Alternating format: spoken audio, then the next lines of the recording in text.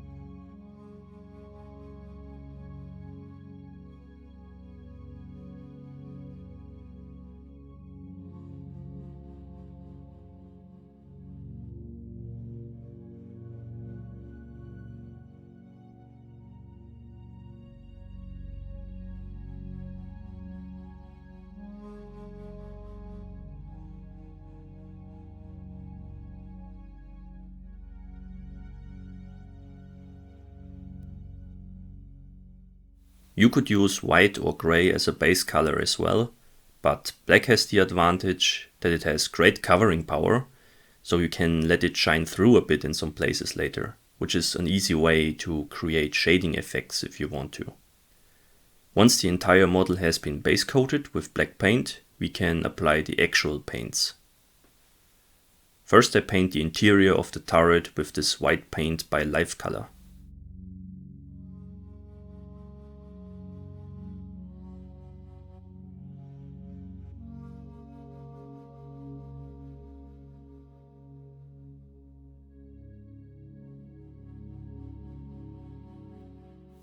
Of course you could paint the model on the outside first, but I think it's more practical to start with the interior, because it's very hard to avoid overspray later, and the turret hatch can easily be covered with some foam material.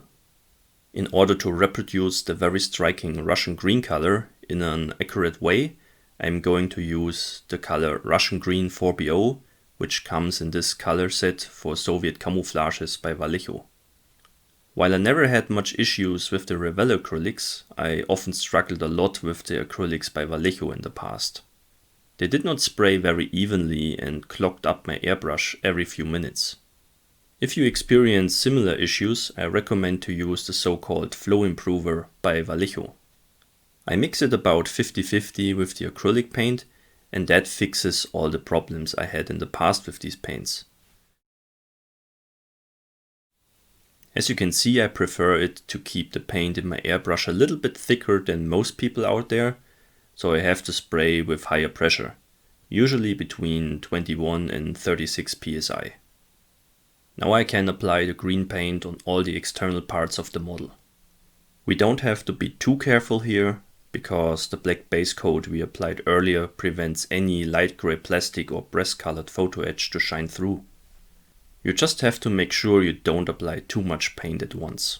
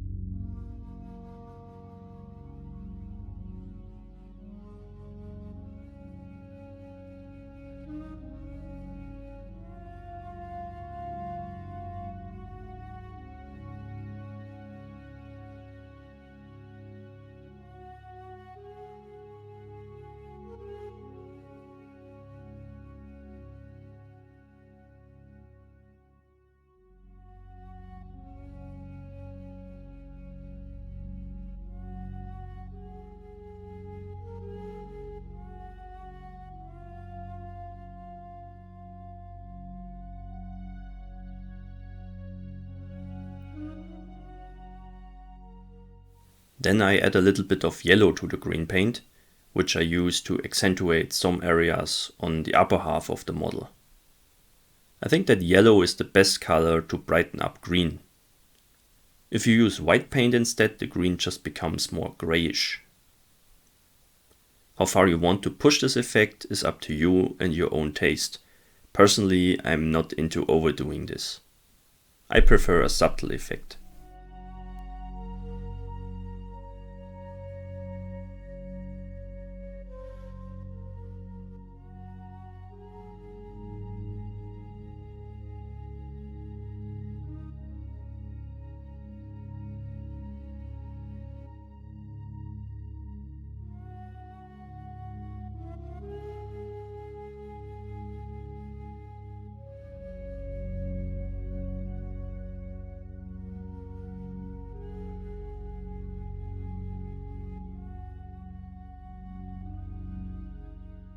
Next we paint the little details of the model with a brush.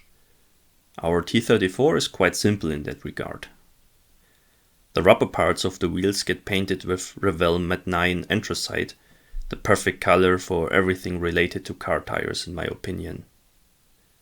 If you don't have a steady hand, you can also use a circle template, which are widely available these days. Personally, I prefer my method, because it's actually very simple, quick and enjoyable. The trick is here that I'm not only moving the brush, I also spin the wheel a little bit, which helps a lot to get a good result. The paint should be fairly thin as well. That way one can paint a lot of wheels without too much effort. The same color is used for the headlight cases. Apparently these were not always painted in the vehicle color.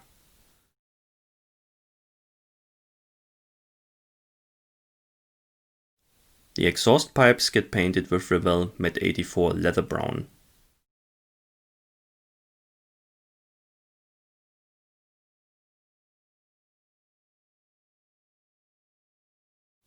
Bow and coax machine guns are painted with a 50-50 mixture of Revell Matte 9 anthracite and Matte 91 iron. This color can also be used to paint the muzzle of the gun barrel. It seems like there was no actual rule for the coloring of the interior components of the turret. I decided to paint the breech of the gun with Revell Matte 67 green gray because I found a few photos of T-34s where a similar color was used there.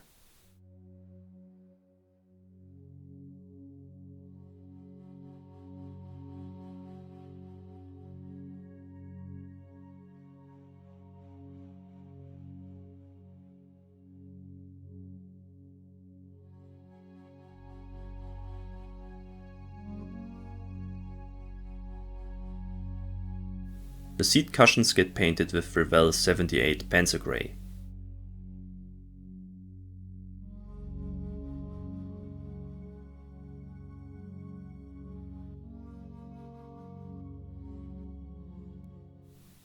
The bearing surfaces of the drive wheels at the back of the vehicle usually got grinded and polished by the tracks quite a bit, so I paint those areas with Revell Matte 90 Silver to simulate the exposed bare metal there. This color is also used to paint the interior parts of the headlights. The few periscopes on the vehicle get painted with flat black.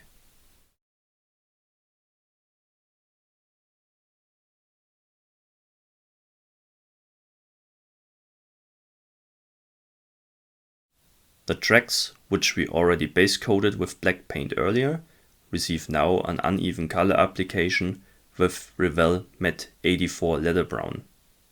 That color is just perfect to represent the track patina in my opinion. For an extra portion of realism, I gently wipe the outer faces of the tracks with a 1000 grit sanding paper, which exposes the bare metal on some areas again.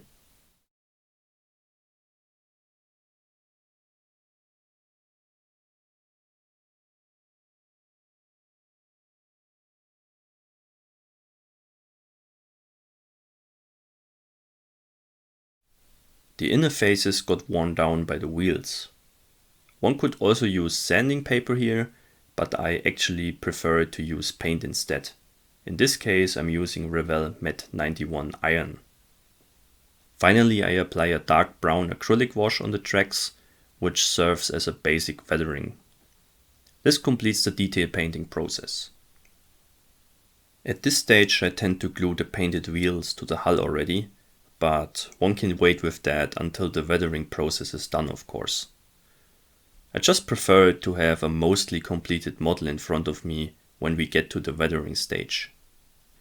The decals of this model also don't cause us a lot of work, because our T-34 will only feature 2 numbers on the hull sides. The numbers we need were not present on the decal sheet of this kit, but I could find suitable ones in my spare decal box. The surface underneath the decals should be fairly smooth, which prevents the carrier film of the decals to silver. To achieve that, I simply use Revell 01 gloss varnish on the areas where the decals will be applied, using a brush. One could also spray the entire model with that glossy varnish, but in this case that would just be a waste. Then I cut out the decals as closely as possible, which reduces the amount of carrier film, and soak the decals for a minute in some water. Right before we place the decal on the model, I apply some microsol decal softener. Then I apply the decal and slide it into its final position.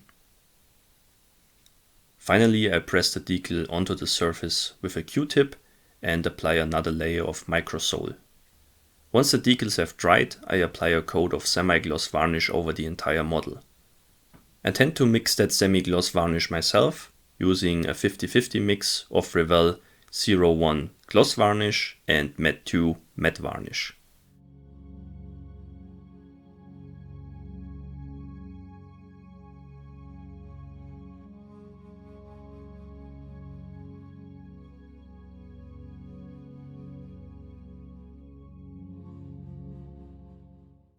As you can see, there's no annoying silvering of the decals, and they look just like they were painted on. The semi-gloss varnish also prepares the surface for the now following weathering processes. How far you want to go with the weathering effects is up to your own taste. Personally, I prefer to keep it subtle and focus on 3 effects: oil paint wash, paint chipping, dust and mud effects. As you might have guessed already, the oil paint wash consists of heavily thinned oil paint, which is used to accentuate the countless little details and surface textures of the model. In addition, it gives the model a somewhat worn and grimy look. There are various products out there which you can apply on your model right out of the bottle to achieve those effects, but I prefer to make my own oil paint washes. Black or dark brown colors work the best usually. In this case I use a 50-50 mix of two colors, bitume and smoke by 502 Abteilung, and thin them heavily with lighter fuel. A certain mix ratio is not of any concern to me, I just add lighter fuel until I think it should work. Of course you can use other thinners, like odorless turpentine, which are offered by many paint brands out there. In my opinion, the lighter fuel has some advantages though. First, you can get it everywhere for little money, and second, it dries very fast, which allows us to work at a steady pace. Of course, one could view the fast drying as a disadvantage as well, because that depends on your principles of operation and purpose, but I think it's an advantage. Usually I apply the oil paint wash over the entire model without too much care. By applying the wash over the entire model, it becomes a little bit darker, but that gives the model a worn and greasy look, along with the streaks we get this way. The wash accentuates all the recessed details, like weld seams and other textures, but it also settles around protruding details, like rivets for example.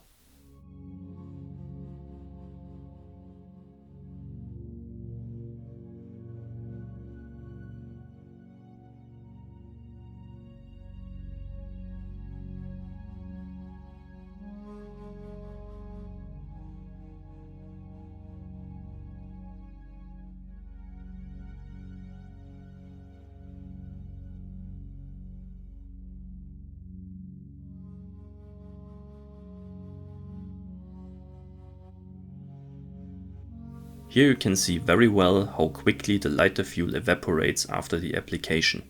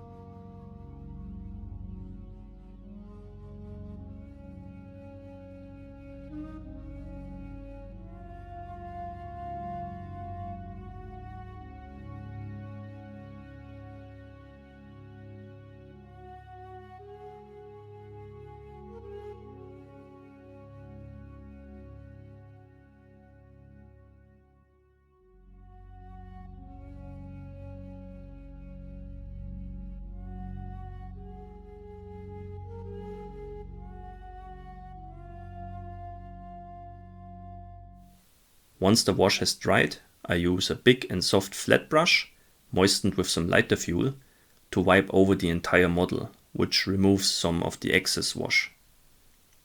A nice side effect of that are the streaks we can get this way, which can also be seen on the real vehicle when dirt and oil gets washed off the vehicle by rain.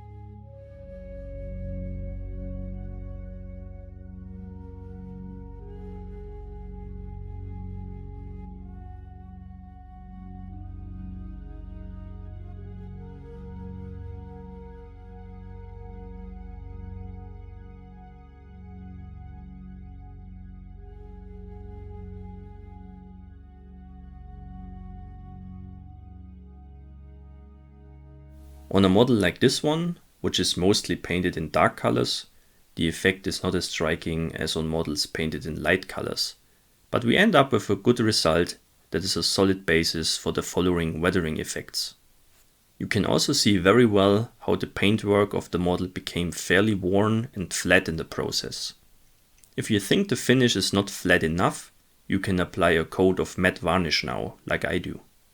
This is not a necessity though, because weathering effects can look very interesting on a semi-gloss finish too, so this is entirely optional. We continue now with the chipping effects. For that you only need a fine brush, some foam material and metal paint.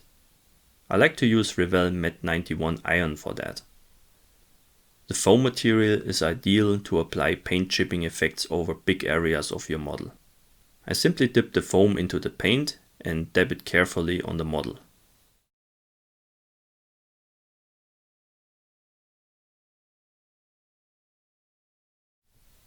As you can see, I mostly focus here on the front area of the tank, which got damaged by the frontal crash with the StuG quite a bit.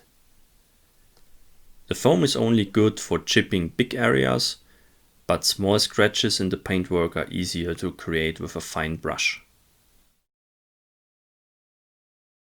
With a little bit less paint on the foam material, you can add subtle chipping effects on basically the entire model for an overall worn effect.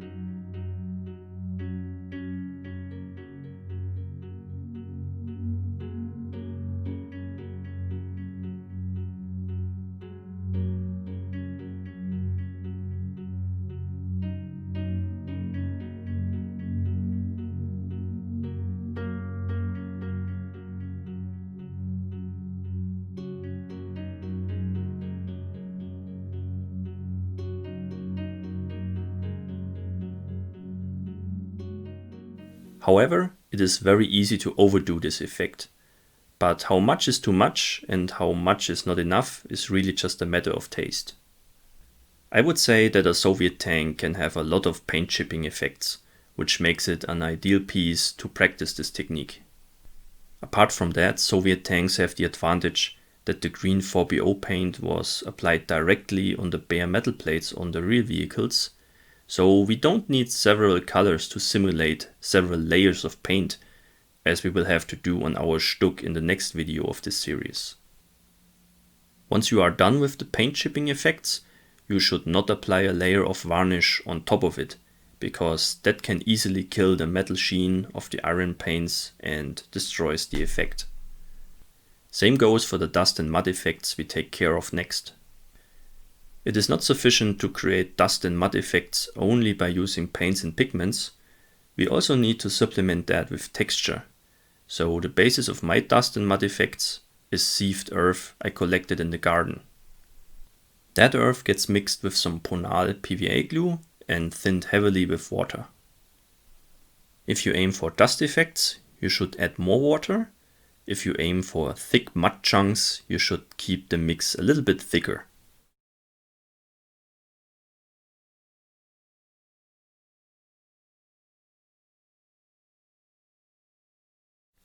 Finally, I add a drop of washing up liquid. It breaks the surface tension of the water in our mix, which makes it easier to apply our mud wash on the model. Now I apply the wash on the entire model. We don't have to be concerned about the intensity of the effect at this stage. Just apply the mixture on the entire model without any special care or caution. We are going to rework that, so the effect matches our vision we have in mind for this model.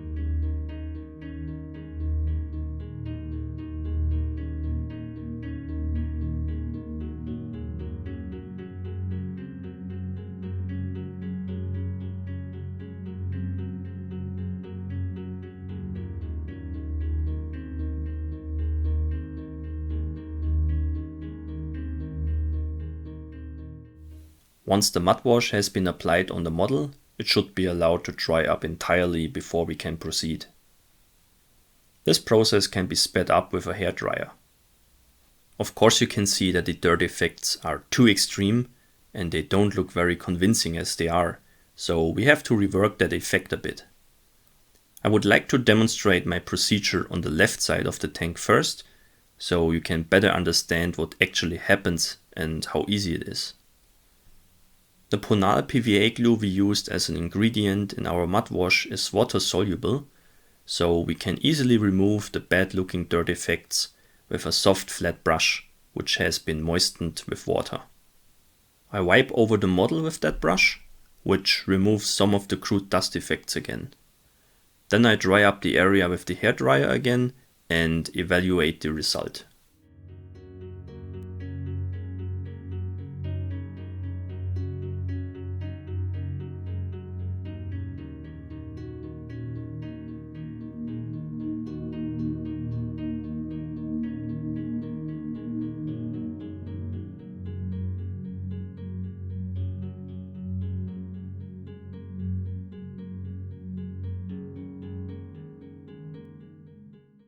Usually the effect is still too strong after the first pass, so one should repeat the process 2 or 3 times.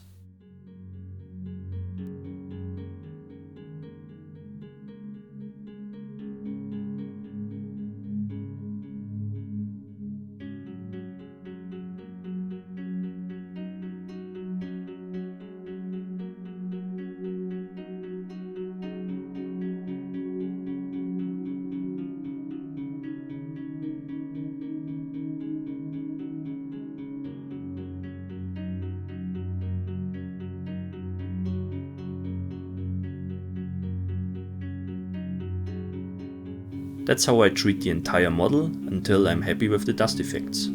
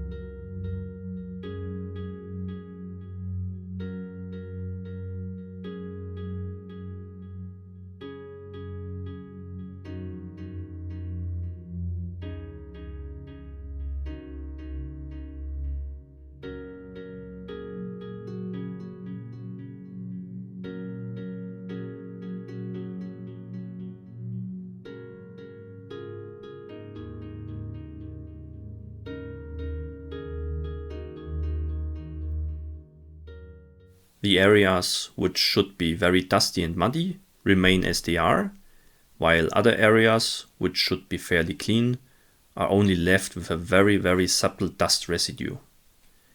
This way you can create some very realistic dust effects and streaks on your model without relying on expensive products like pigments or pre-mixed washes. The effect is easy to control and you can't ruin your model, because there are no aggressive solvents involved, which could destroy the paintwork or the plastic of your model. It is also possible to wash off the effect entirely again if you wish to do so. The most convincing thing is the texture of the dust and mud on the lower hull we created this way. We are going to expand on that with some oil paints later. The same dirt mixture is also used for the tracks of the tank. On the outer face I dab it on, so it sits deeply in the tread pattern of the tracks. On the inner faces I simply brush it on. The limited adhesion of the heavily thinned PVA glue ensures that the metal tracks remain workable. Now it is time to install the tracks permanently on our tank. Due to the bent front fenders, it is a bit tricky to slide the tracks on the suspension, but it is doable.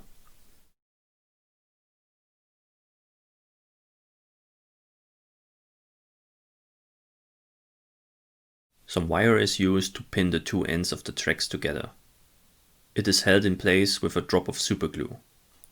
Some dark brown paint is used to cover the spot up.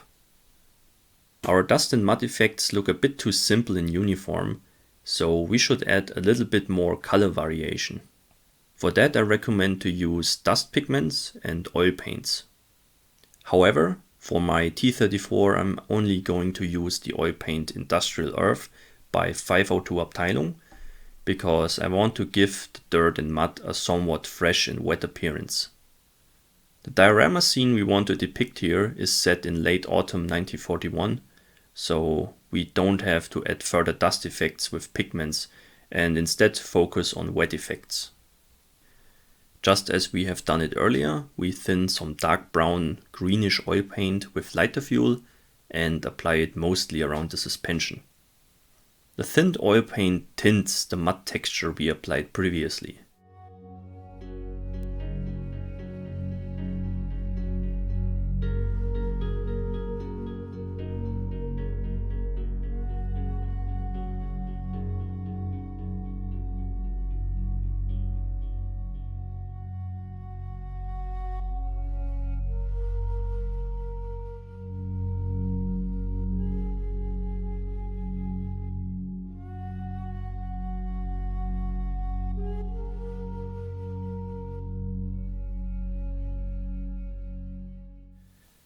The effect is very subtle and it might be necessary to do several passes, which builds up the intensity of the effect. Again, the quick drying time of the lighter fuel is advantageous, so we can keep working on the model for some time. In order to make it easier to understand what happens here, I applied the effect on the left side of the tank first. The mud on the wheels looks much heavier and quite wet in comparison to the right side of the tank, where no oil paints have been applied yet. The mud texture we created with some earth from the garden soaks up the thinned oil paint very well, which helps to create a convincing mud effect.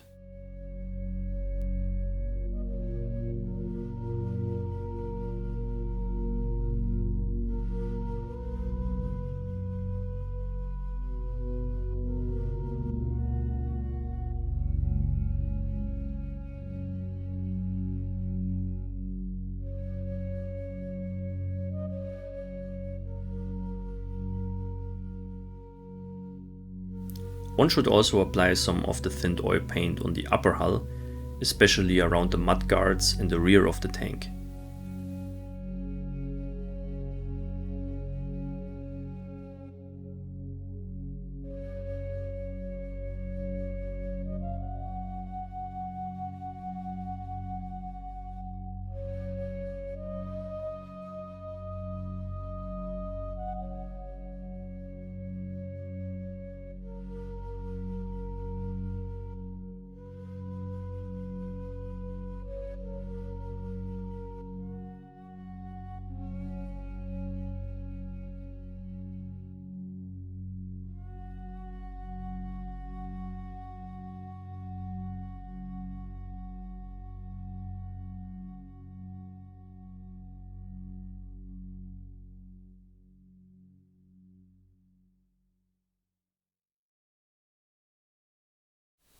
With all the dust and mud effects completed, we can add the glass lenses of the headlights.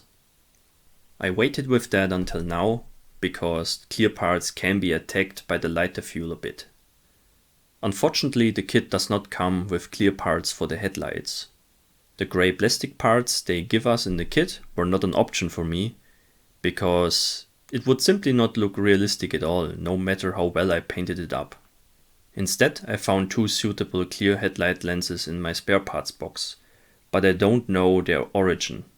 They have pretty much the right diameter. I cut up one of the lenses and use it for the damaged headlight on the left side. Finally, I add some exhaust residue around the exhaust pipes using Revell Matte 9 anthracite. The T-34 had a diesel engine and its grimy exhaust clouds tend to stain the rear of the tank quite a bit. This completes the painting and weathering process for the T-34. I'm happy with the result I achieved here, and hopefully you could see how simple my procedure is. Of course, one could do everything much better and lift the model to a much higher level, but I try to keep all the involved work at an enjoyable level.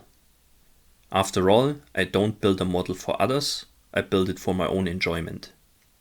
In the next part of this building review series, we will paint and weather the StuG III with very similar methods, but there will also be a couple of interesting differences.